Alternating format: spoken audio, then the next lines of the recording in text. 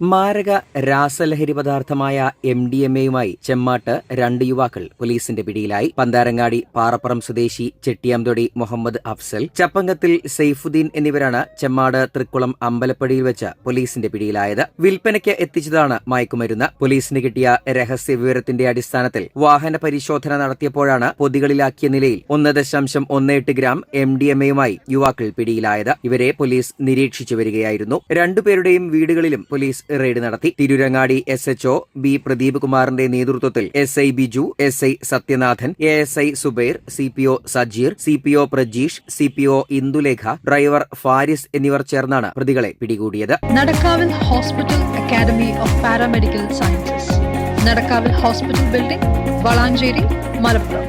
Phone number 04942084 010 7034 07 1111.